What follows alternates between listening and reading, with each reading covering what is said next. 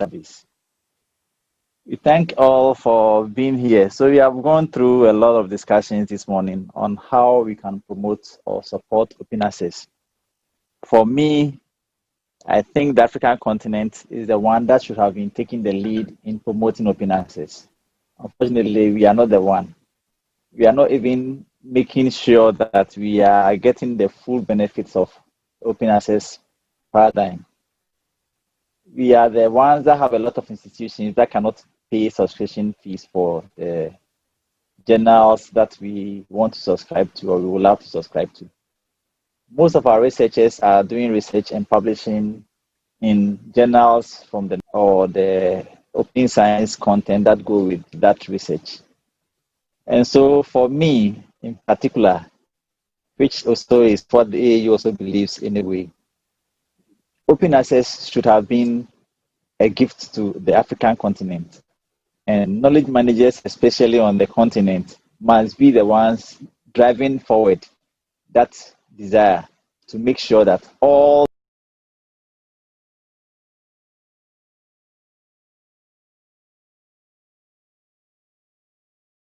the research that we do here are openly published for other researchers on the country. A talk shop, like the SG Secretary General said, it must be a time for us to start moving forward to implementing programs.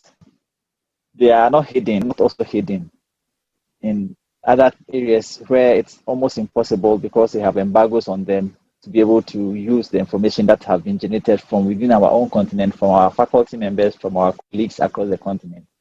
I think we should be the ones moving forward with the open access paradigm and making sure our research is out there to help support the developmental needs of the continent. With the COVID, like we heard again, when COVID came and libraries had to close down, how were we going to now serve our clients, our customers, those who would need the hardbound books that we have in our collection? Now, COVID is one of the ways that we can still have our information out there for people to make use of. So for me, I think it is a good way for us to do that. And so at AAU, we will continue to do the promotion. We'll provide the training or building capacity workshops for people to be able to set up the repositories and to publish and upload content to them so that others can see what is within the institutions, at least within the institutions. Then others across the continent would see. We will continue to harvest all the repositories that are set up and put them on one platform at the continental level so others can have access to their content as well. On Thursday, before we close, I know there are people who are still making comments on the chat. So if you have a question to ask, if your comments have not been responded to, please, you can raise your hand or make the comment again in the chat so we can try to respond to the challenge or your comments before we have the sessions off. So that is for now, that is what we have. On Thursday, we would have a continuation of the discussion. We'll have a more detailed on that. We also have a discussion, more in-depth discussion on what CCC does. That is from Joy. And so if there are questions, we will also be there to answer them. But for now, it's time for us to have discussions and to have contributions and to answer questions. One other thing I would want to talk about whilst we are waiting for questions is the fact that the platforms that the AAU is setting up to support open access is to help make sure there's some quality control mechanisms also in the way the research is done within our institutions. One of the things we have found out is that when people publish on open access, they are more careful now about plagiarizing, because once it's open access, people have access to it. They can challenge you on your findings if you have copied from an existing work already. So people are now more careful in publishing on open access journals or on open access repositories. And because of that, a lot of the institutions that we have visited to have had to now come back to say that, yes, we have had the training, we have set up the platform, but now we have to set up a committee that will evaluate which of the research articles we can put on the platform. Now, the question is, why would they have to have another committee to now evaluate which research has to be put on the repository? And I'm talking about at the master's level. At the master's level, the student has been graduated. Put that on the repository, and you are saying that you need to reevaluate them again. So, in the first place, why did you graduate a person with that same thesis if it wasn't good enough? Or you didn't do proper checks to see whether the person has not plagiarized the work, so you are afraid the institutional reputation will be at stake? Or is it because the reputation of the supervisor is at stake, so uncomfortable in making sure that is not exposed because he didn't do proper supervisory work? So these are the questions that come up when the institution set up the platforms and yet they are unable to, or they refuse to allow content to be loaded onto them. Then there are faculty members who refuse to agree to putting their work on the platform, and their excuse is that they have given out their copyright regulation, their copyright to the publishers who initially published their work. But as it is now, a lot of publishers are agreeing to allowing the publishers or the authors of the work to also publish on their institutional repositories. So in addition to publishing in any journal that you want to publish to, nothing prevents you from putting that same work in your institutional repository. And in fact, that will give you even more visibility than where you published, because your institutional repository is open access, it's online 24/7. Nobody needs to subscribe to a particular journal to be able to access that article you have put on your institutional repository. It's going to be available for everyone who is looking for information and has visited or visits your institutional repository. That is one of the reasons why it is important that we support publishing on institutional repositories. That makes it even more apparent that institutions will get to know what is being done within the institution. The vice chancellor or the administration can at a glance see all the research work that was carried out within the institution in a particular year, in a particular month, or in a particular period. They get to know who is doing what, and others can see having the institution where the topic is repeated almost every 3 years. A similar topic comes up again, and it is repeated consistently. That makes us reinvent the wheel all the time. So the platforms that the AU is supporting to create is also supposed to help support open access publishing. So research work is openly available to all across the continent. Decision makers can also have access to this and make decisions based on what has been done. It prevents duplication of efforts. It ensures that funding is used to a proper or a good effect. So that is one of the reasons why AAU keeps on promoting open access, and every year we want to promote it. Again, on every platform that we have, we want to promote open access.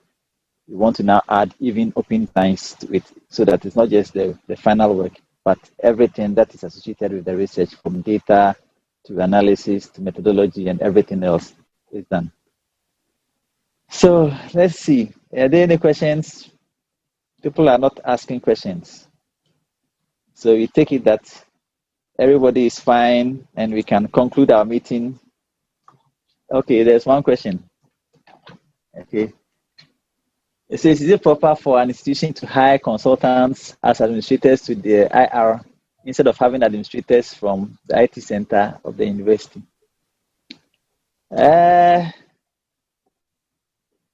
For me, I would say hiring consultants does not always work out well, because they don't really know the core function or the aims of the university.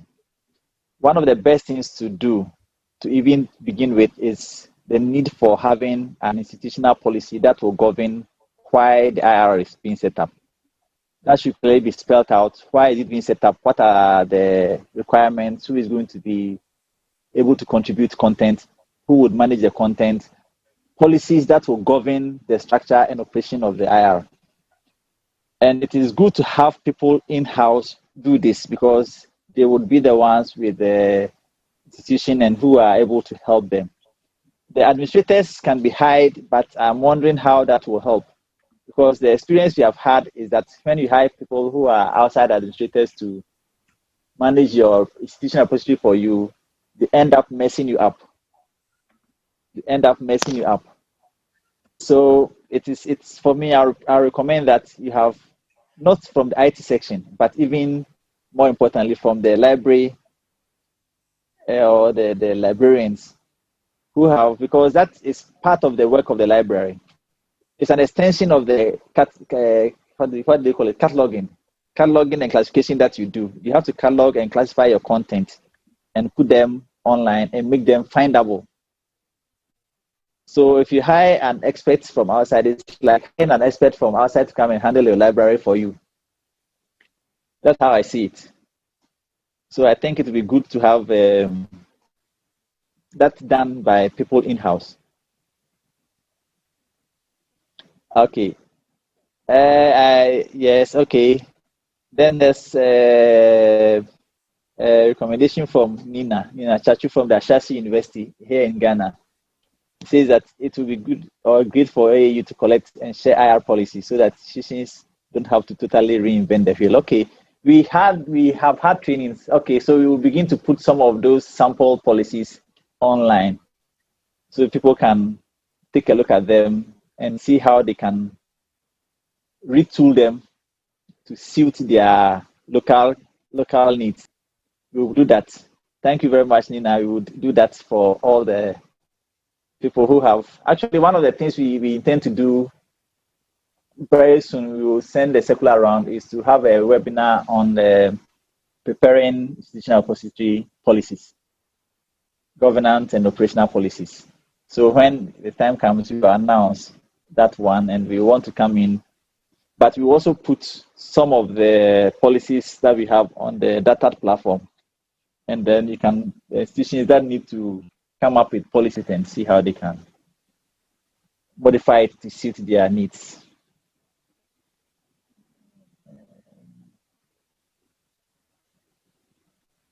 Yes, it says, how can we encourage faculty members to publish their work in IRs since they are not called on that basis for promotion? That is one of the things AU is doing. When we engage the vice chancellors, we try to let them understand what open access journals are like, and that they are not inferior to the paid ones, but that they are also peer reviewed. We use the example of AJOL to let them see, for instance, the need for supporting people who publish in those journals. And we have been encouraging them to, when they come to evaluating or assessing their work for promotion, we expect vice chancellors or the university administration to reward people who have published in open access journals as well with the equal marks, so that they are not at a disadvantage. And this is the work that we want librarians and knowledge managers here to continue to do.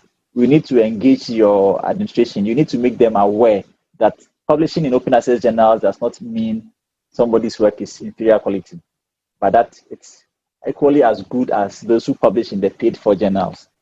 So we want the librarians and the faculty members who are here to continue to drive home this point. That is why in the slides that not just the librarians, there's a role for faculty members and then the university administration as a whole to support open access journals and to make sure people who publish in them are not penalized for publishing in open access journals.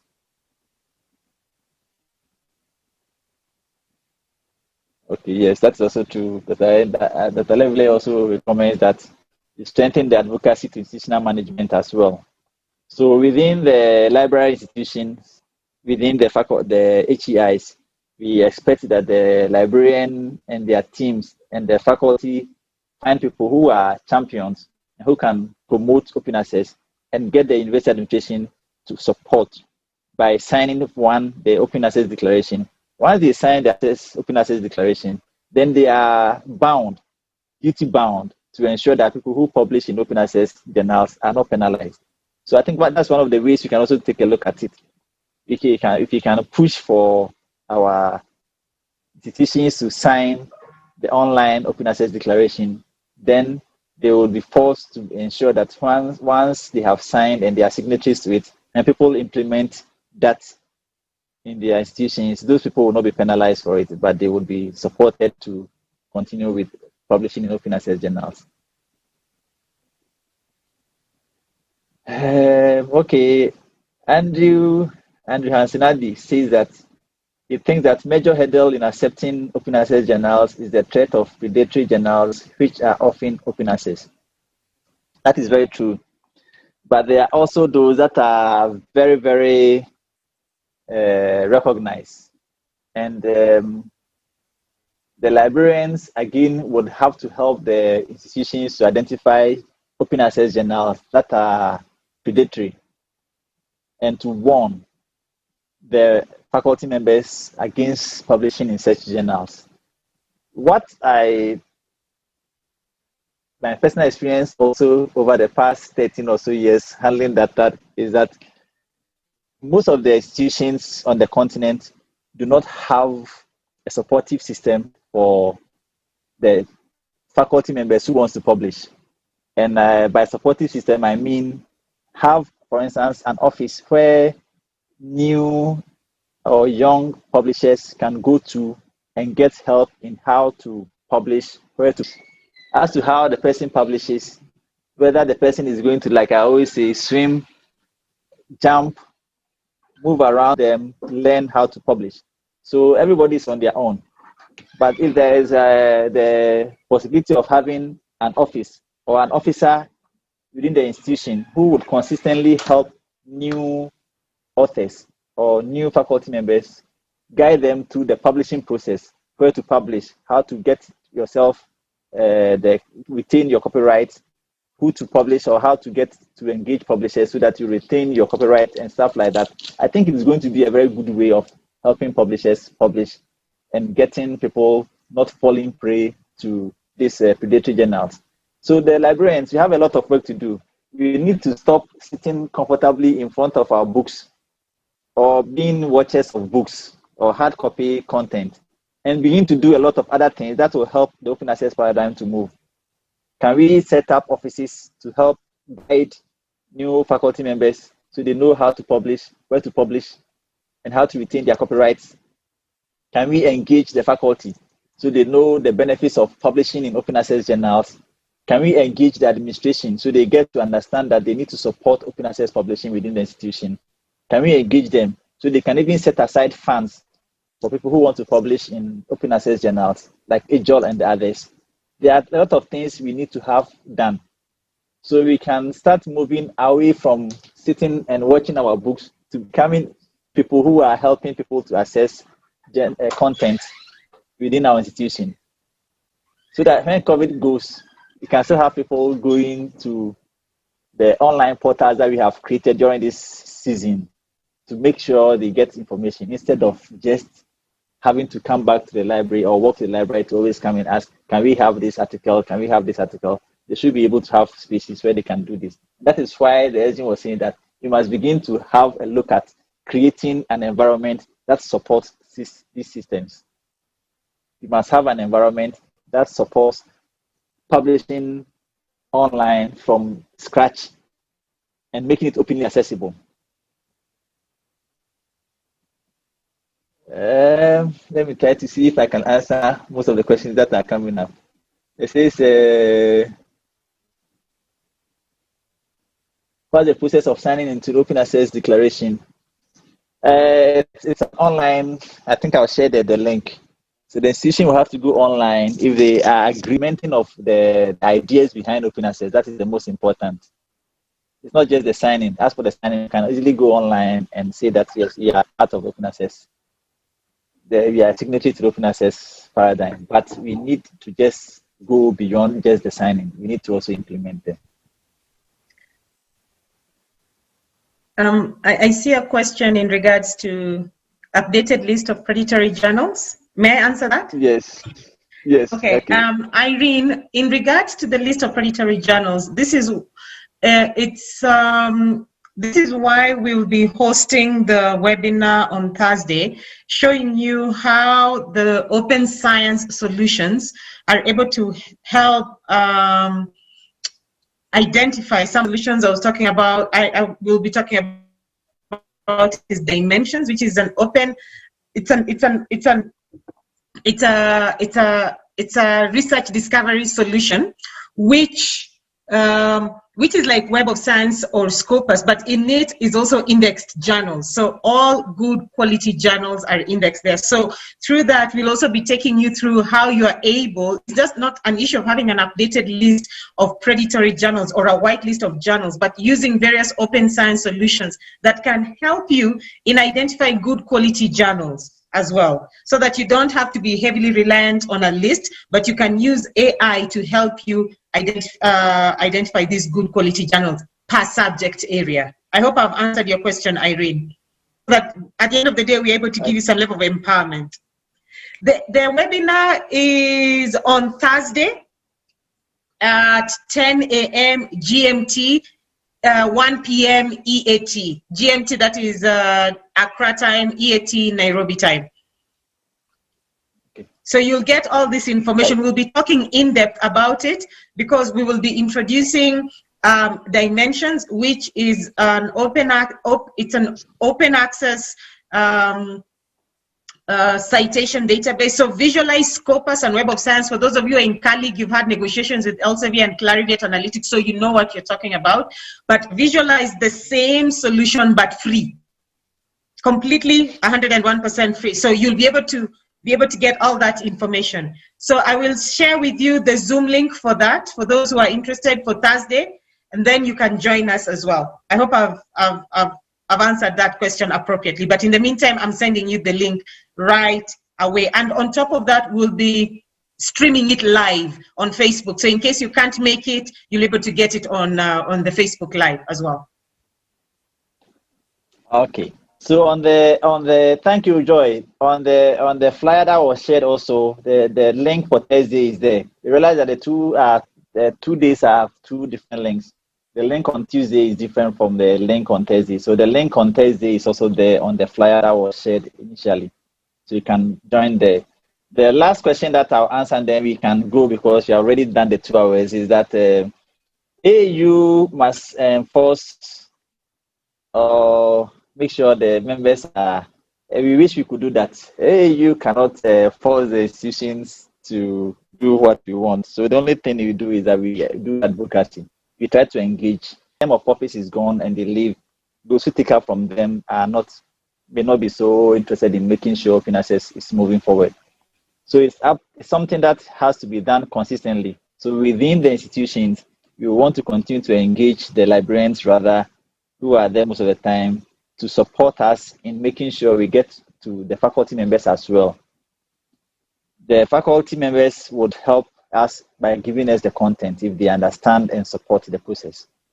The administration, we will continue to engage them, especially during our general conference, able to meet them. We will continue to do the advocacy, but we cannot force their hands into doing what we want them to do. We wish they would just come along and do that.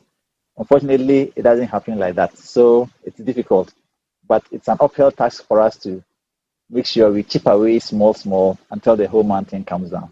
So we continue to engage, we continue to ask that you support in that process and make sure content is made available on the continent.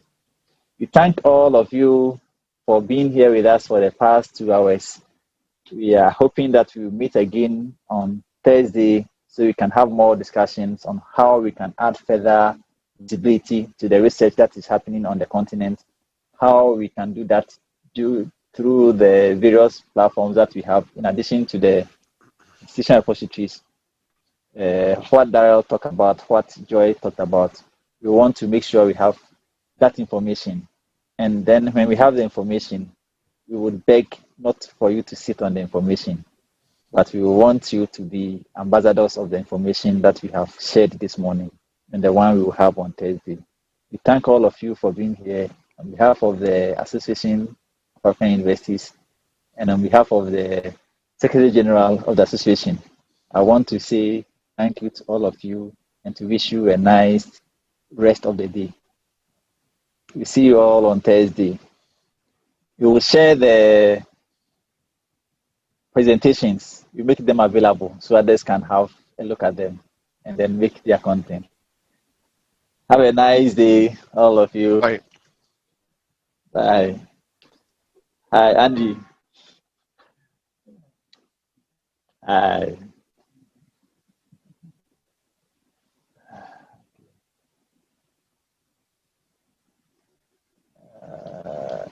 It's difficult. What is it that they brought? They should be adding drinks to it. Ah, have they been giving you any of these things? Need five. Hmm?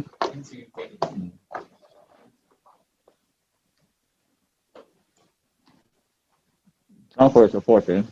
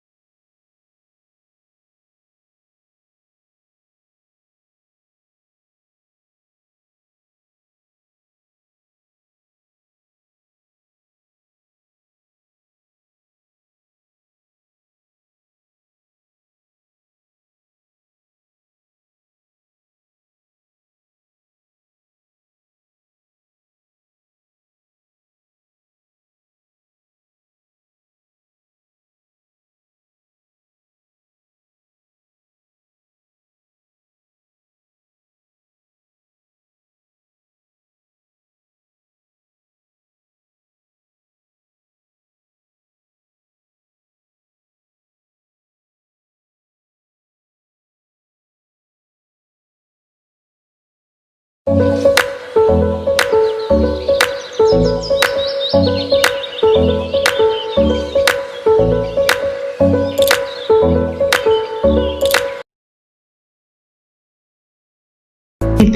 that have registered from this webinar across the globe, and I welcome each and every one of you. I'll be your facilitator today, and my names are Nodumo Dlamini.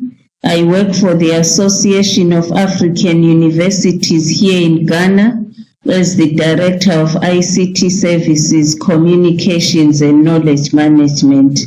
We have an exciting program today that is just beginning.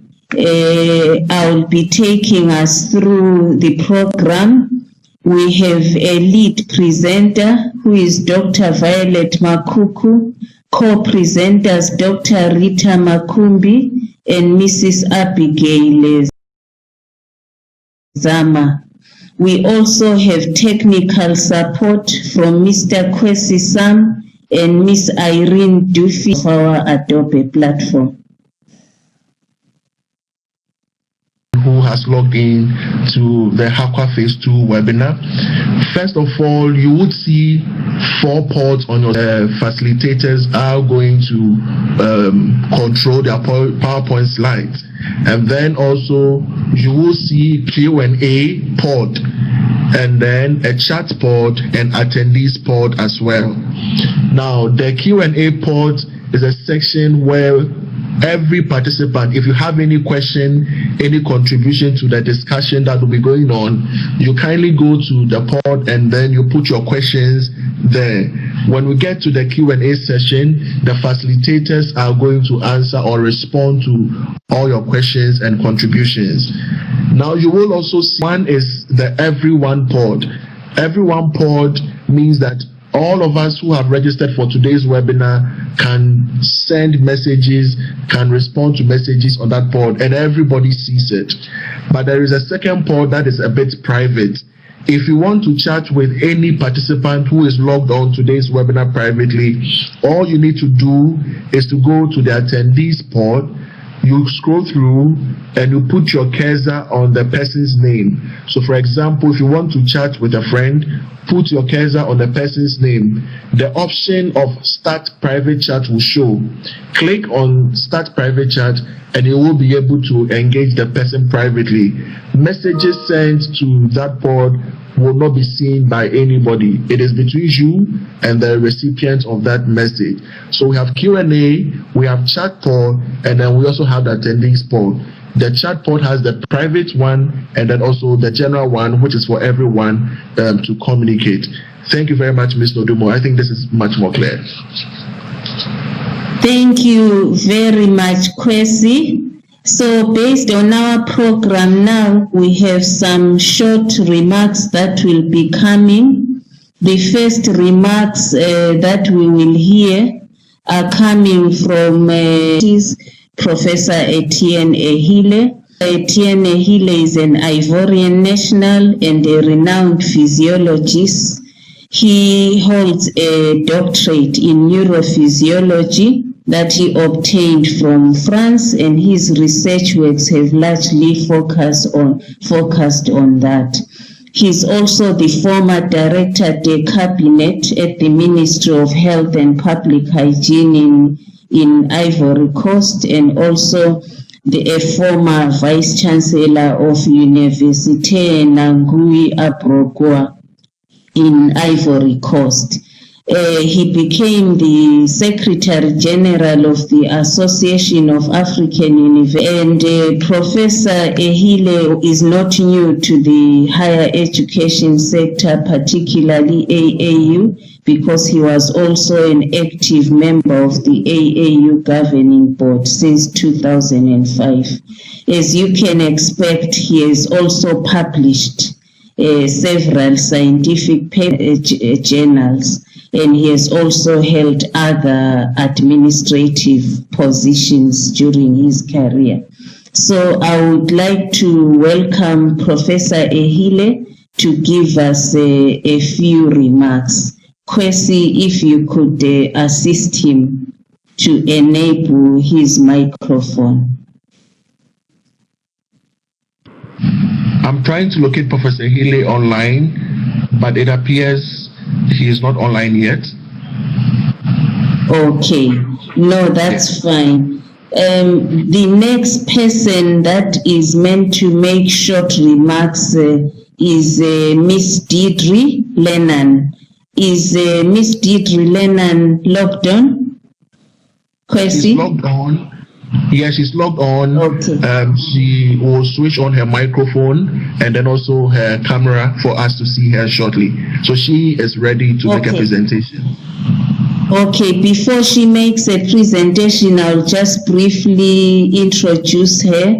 Miss Deidre Lennon has been working for international cooperation in higher education since 1992, and she has worked on a number of programs that are under the European Union, and she has also supported cooperation in Central and Eastern Europe, the Balkans, and the Russian Federation and other countries. Since 2009, she has had a particular interest in higher education policy issues within Africa and the European Commission's DG Education and Culture. She's also been involved in the preparation of several programs such as Erasmus Plus and other programs that promote internationalization in higher education. She's also involved in the HAQUA project as a supporter and represent an institution that is actually supporting the funding of the HAQUA project that we are hosting this webinar for. So you are most welcome, Miss Deidre. I'll put off my own camera so that people can see you. Thank you.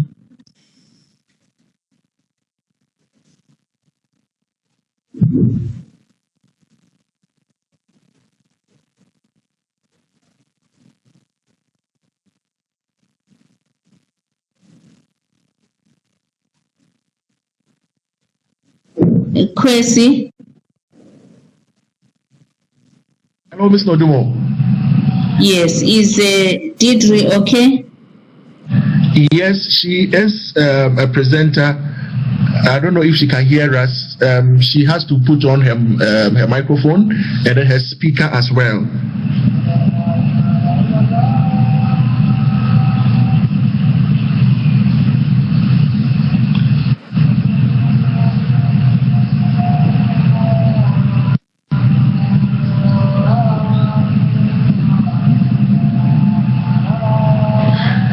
Hello, Deidre, if you can hear us, kindly enable your microphone and then your speaker so you can make your presentation. Thank you.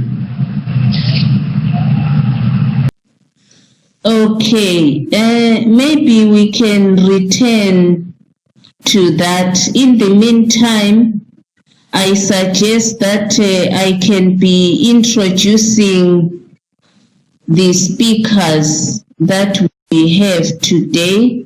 So maybe Kwesi, behind the scenes, can you support Miss Deidre Lennon? Okay. I would like to introduce the three speakers that we have today. Our lead speaker is Dr. Violet Makuku. Dr. Violet Makuku holds a PhD in Quality Assurance in University Education from the University of South Africa in South Africa, UNISA.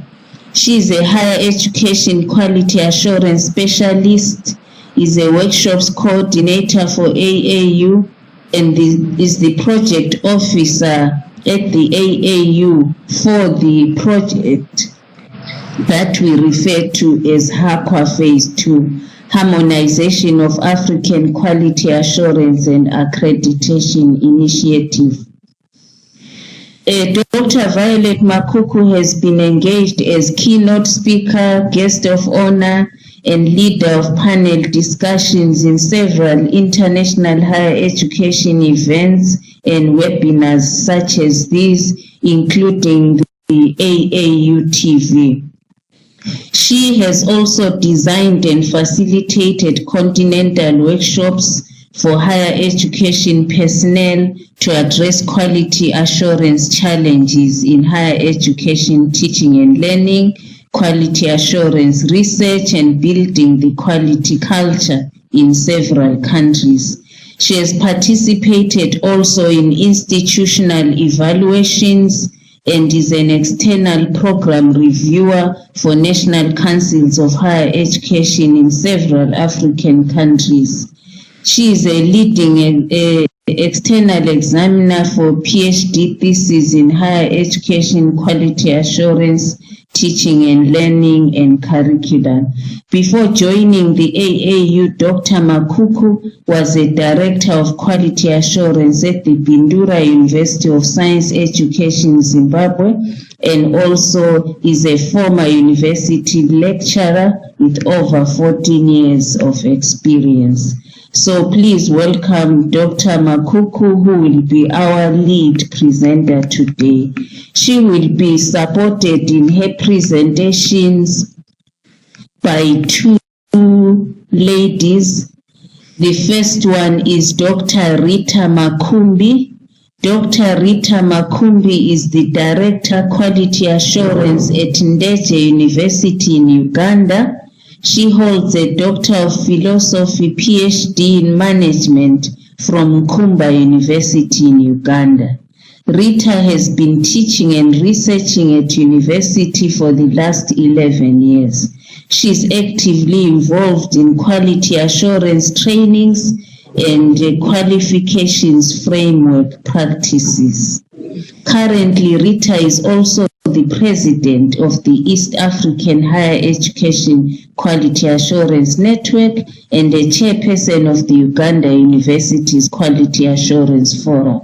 She has research interests in education quality assurance, youth engagement and policy, and is a fellow with the Institute of Development Studies, University of Sussex in UK. Kwesi, I think Miss Deidre Lennon has been able to put her. So I'll pause here before introducing our third speaker. I would like to welcome you, Deidre, and please give us your remarks. I'll put off my webcam. Thank you. Good afternoon, and I apologize for the problems connecting there. Do you hear me? Deidre, we cannot hear you. Maybe you could speak closer to the Yes. to your microphone. Yes. Do you hear me better now? Yeah, I can hear you, even though it's still very faint, but you can proceed. Okay, I'm sorry about that. It must be the quality of my phone, and it's the first time I'm using this particular application, so I'm not very quick on the buttons at the moment. I'm sorry about that. Ladies and gentlemen. No problem. Thank you. I'd like to thank you for allowing me these short opening remarks, and just to say hello to everybody. I hope you're all keeping well in these difficult circumstances, and I'm missing the interaction with the. Just like to say some words to put some sort of political context to the webinar that you're attending today. The European Commission and the African Union Commission are partners together. We are, at the European Union, we are supporting the African Union's efforts on the harmonization of higher education across the continent, and we're supporting harmonization of education for Africa. We, ever since, I would already 6 years at least, we have this partnership, and we found financing which has enabled us to, on the one hand, carry out the Tuning Africa project, which you might know, but also to finance the first phase of HAQUA. And this has been an absolutely incredible initiative, where the associations and the bodies in charge of education on both sides, on both continents, have come together and are cooperating really in a true partnership spirit, and that has been remarkable. In the first phase of HAQUA, there were significant deliverables, standards and guidelines for quality assurance in higher education, training courses for quality assurance agencies, and the implementation of a number of AQRM missions and reviews. So now we're looking ahead for the coming 3 years, and I'm particularly happy to see that, notwithstanding the difficult situation at the moment, activities can still progress using technology in this case, and I think it's important that we keep this momentum going and continue to develop this initiative together. I would like to thank all the colleagues at the Association of African Universities for all the support, initiatives and backing, how can I say, that they are offering African higher education, and I'm very happy. Thank you very much, Deirdre.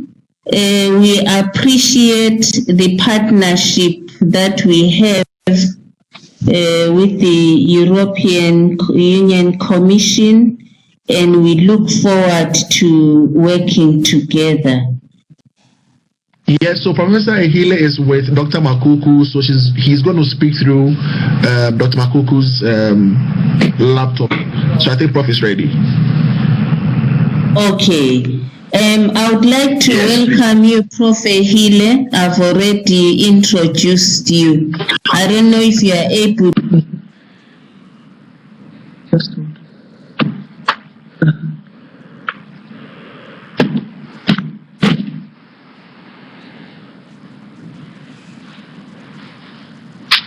Good morning, distinguished participants, ladies and gentlemen. First of all, allow me to introduce two key persons who were instrumental in Aqua 2 initiative.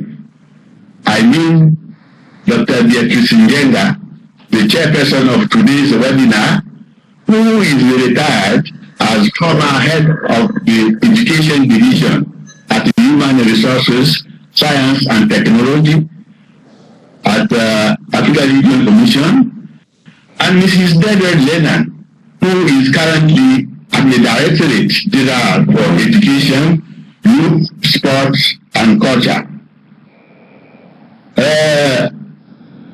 Dr. Ngenga and Mrs. Lennon, we highly appreciate your presence at this session on development. Ladies and gentlemen, on behalf of the Association of African Universities, the African Union Commission, and on my own behalf, I would like to welcome you to this very important event, which marks the rolling out of the Aqua Phase 2 chain of activities. African Union Commission works in partnership with the European Union Commission in this initiative, with the O'Brien Observatory as the coordinator and AAU as a member of the consortium. The African Quality Rating Mechanism for institutional, it helps institutions to continuously improve and learn what is happening at the continental level in support of building the quality culture in universities. It is also special in the sense that it is sharing important information with African universities on the AQRM upcoming event that universities are encouraged to take part in. For those who are taking part in this webinar session but are yet to be AAU members, we encourage you to join AAU membership so that you can enjoy the benefits associated with being an AAU member. On this note, I wish you all a fruitful and successful day as you take part in this activity. Thank you. Thank you very much, Professor Ehile. We appreciate from Kwesi. Is Miss Elizabeth Colucci speaking now, or she will speak after the presentations? I'm a bit confused, sorry. Is she ready to speak now? Kwesi? We can go ahead with Dr. Makuku's presentation, and after she will make her remarks. Okay, thank you very much. I had introduced Dr. Violet Makuku, who is our lead presenter today. I also introduced Dr. Rita Makumi, who is the Director of Quality Assurance at Ndege University in Uganda. I'm now pleased to introduce Mrs. Abigail Zama Anderson. She works for the Kwame Nkrumah University of Science and Technology. She holds bachelor's degrees in management studies and a master's of arts in human resources management, all from the University of Cape Coast here in Ghana. She has been in higher education management since 2004. Firstly, at the University of Cape Coast as a project officer in the consultancy unit. Then in 2005, she joined Kwame Nkrumah University of Science and Technology, and she's currently an assistant registrar at the Quality Assurance and Planning Unit in the Office of the Vice Chancellor. Abigail assists in maintaining quality assurance in the university and in organizing capacity training for all staff at the university. She also coordinates the publication of quality assurance bulletins and basic statistics documents for the university.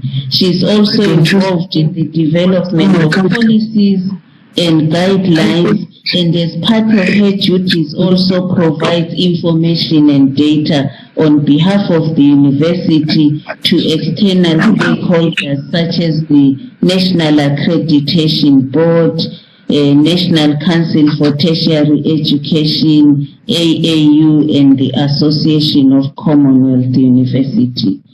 You are most welcome, Mrs. Abigail Zama. So now I am pleased to invite Dr. Violet Makuku to make her presentation, after which the two co-presenters would also make their presentations. Thank you very much. You are all welcome.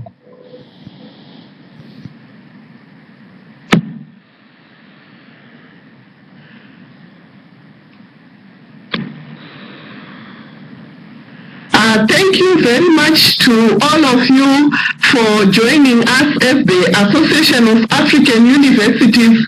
In fact, I think in most cases people do make a mistake that they think us at the Secretariat are the Association of African Universities. Rather, it is the universities who are member universities of the Association of African Universities. I also noticed that we have many people from universities across the continent, from Uganda, from Ghana, from Zimbabwe, from South Africa, from Kenya. I see a lot, Ivory Coast, many countries are being represented.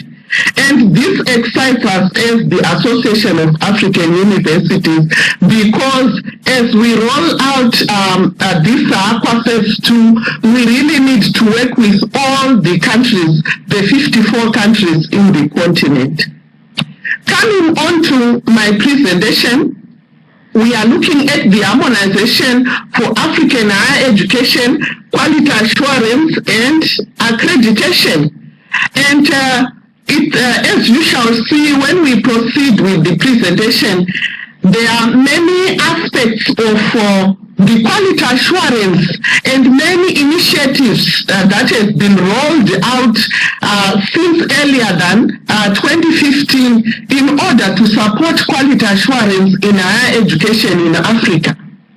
But at continental level, what is happening is mostly not known. When I do the workshops for the Association of African Universities, I ask about the Continental Education Strategy for Africa, who are supposed to be using these initiatives. The information, knowledge, and skills are sometimes not knowledgeable of what is happening at continental level, which should actually go down to filter into the countries and also into the institutions themselves where quality assurance is being implemented. So today we are going to talk about what we call the African Quality Rating Mechanism.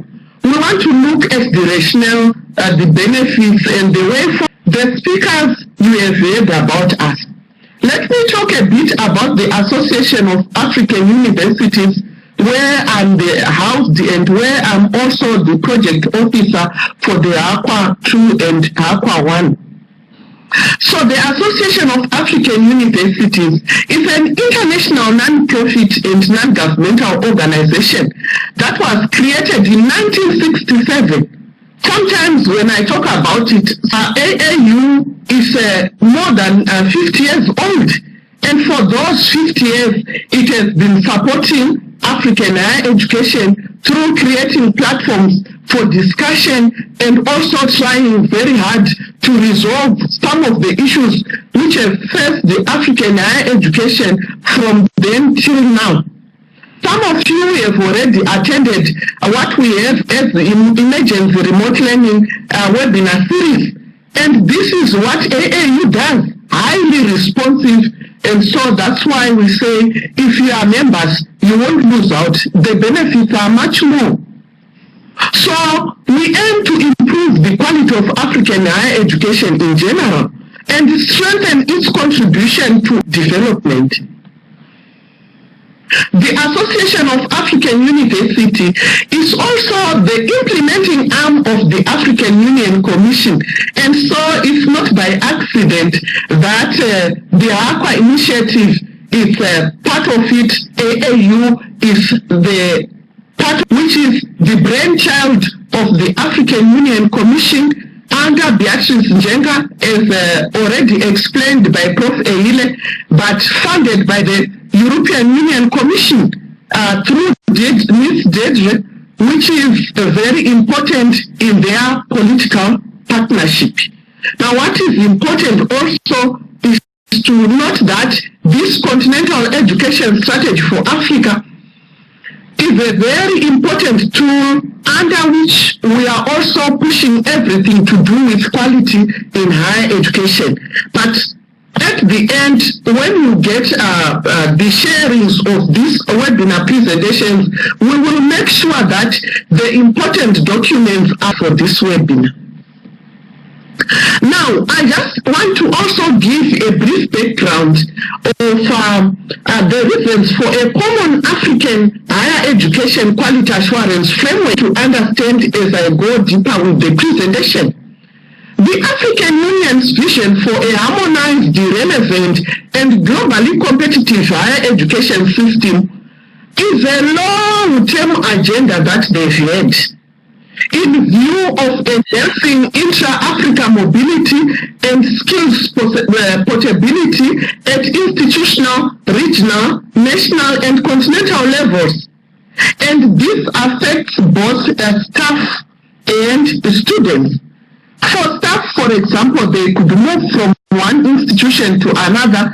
Maybe they were promoted in one institution to become a professor, but when they move to another institution, because of different standards, maybe they are downgraded, and this is not palatable at all.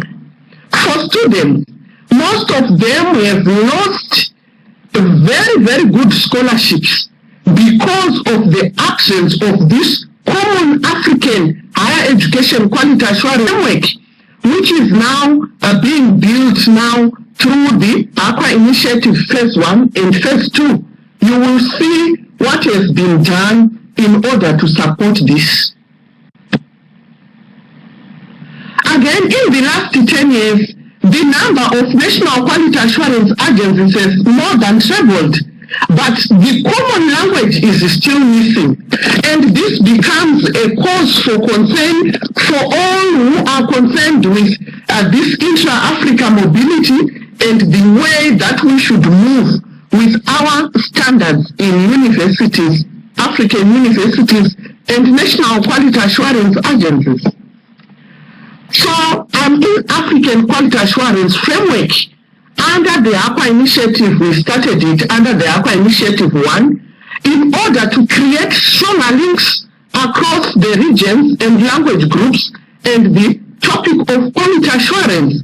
Though much work is still to be done, a lot has been done during the Aqua Phase 1 through some common courses on understanding quality assurance in Africa, also through the creation of the African standards and guidelines, through the AQRM institutional evaluations, and more is coming for your understanding during the course of this presentation. Now, what is the Pan-African Quality Assurance and Accreditation Framework? Politically endorsed framework that consists of several action lines and tools. Now, what does it tell you? It tells you that this thing is owned by every African country. The ministers of higher education then alongside, and this is where these ideas of having a common quality assurance framework came into being. So it takes us back into 1981 with the Arusha Convention. The Arusha Convention was signed by more than 30 African countries, where they agreed that there was a problem of the recognition of qualifications, which then prevented this it was compromising education and the exchange of important ideas and skills from different countries and from different universities in the same country. And so it means if by 1981 they were now endorsing that they needed to seriously move on, the problem had started earlier on. Now, this Arusha Convention was not really acted upon until 2014, when we now had the Addis Convention. So in actual fact, the Addis Convention, thanks to the political partnership between the European Union Commission and the African Union Commission, because it is the one which birthed the Aqua Initiative 1 and the Aqua Initiative 2, where now there was a practical implementation of what has been African presidents in the then Organization of African Unity agreed that there was a need to recognize each other's qualifications, including degrees, diplomas, and certificates, just like what I've elucidated earlier on. So we came up with the harmonization of quality assurance and accreditation, which became the root and key component of what we are going to implement in the next 3 years until 2022, which we started earlier on in 2015. So we still have a long way to go, and we hope the way we had the fruits which came out of Aqua 1, we will continue to have more fruits to benefit and work towards the harmonization of African higher education in Africa. Now, what makes up PAPAF? the Pan-African Quality Assurance Framework. As you can see from that diagram, there is a lot. And if I were to ask you, raise up your hands, those who know, we would see what we know, what we don't know, and what we are yet to benefit from these initiatives, continental initiatives, which, unless they are implemented at institutional level event, because at the end of the day, together, we are going to transform our African higher education for the better. We have the African Standards and Guidelines for Quality Assurance, and I can boastfully say that this is a baby which came out of the HAQUA Phase 1. From 2016 to 2018, the consortium partners worked in order to bring about all this. The African Standards and Guidelines came out of the work of the technical working group and the advisory board which supported us under the coordination of University of Barcelona then, with ENQA, the Network of Quality Assurance in Europe, the Association of African Universities, DAAD, which is the academic exchange. Please forgive me for failing to put it in full. We also had the European University Association. And so through the workmanship, through the teamwork, we came up with the African Standards and Guidelines. But it was a long process of consultation. Ownership for African universities and national accreditation bodies is there because we incorporated about 44 quality assurance agencies in Africa. And we also had wide consultation with vice chancellors, with key people in higher education in several meetings which were held in different African countries. And so this is a truly African child for real, and we need to embrace it and make use of it, because for the mapping exercise which we started with, we took all the quality assurance standards and guidelines which were being used in universities and which are currently in use, which are accreditation bodies, the councils for higher education and the commissions of higher education throughout the continent. So we did not do it alone. The AQRM for institutional evaluation, I will talk more about this later on, but it's part of the main presentation that we are having now. That's why I said I will deliberate more on it later on. We also have capacity building trainings, which we did, I've explained already. We now have the African Continental Qualifications Framework, which we are going to pursue in phase 2. The African Credit Accumulation and Transfer System, this one has been done under our sister initiative, which is called Tuning Africa. And already there was Tuning Africa 1 and Tuning Africa 2. The Addis Convention is actually our guiding framework.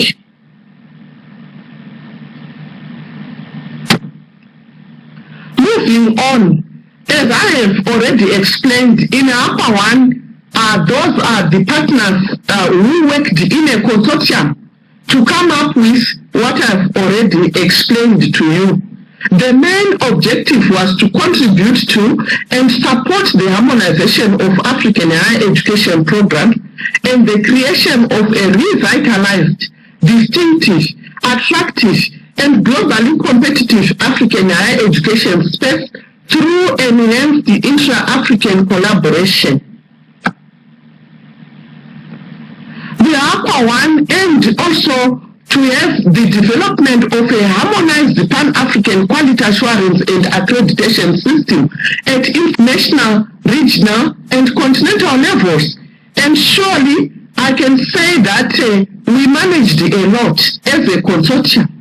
We managed to also have the credit system, particularly in Southern Africa, And we also moved to check the same in the Arab network, North Africa, West Africa, East Africa, and Central Africa, but still although these are initiatives.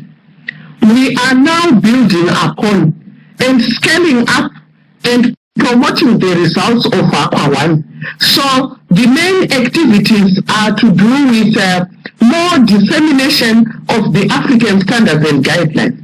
Initially, we did 15 institutions, AQRM, 3 in each region, but you can see that it was just a drop in an ocean.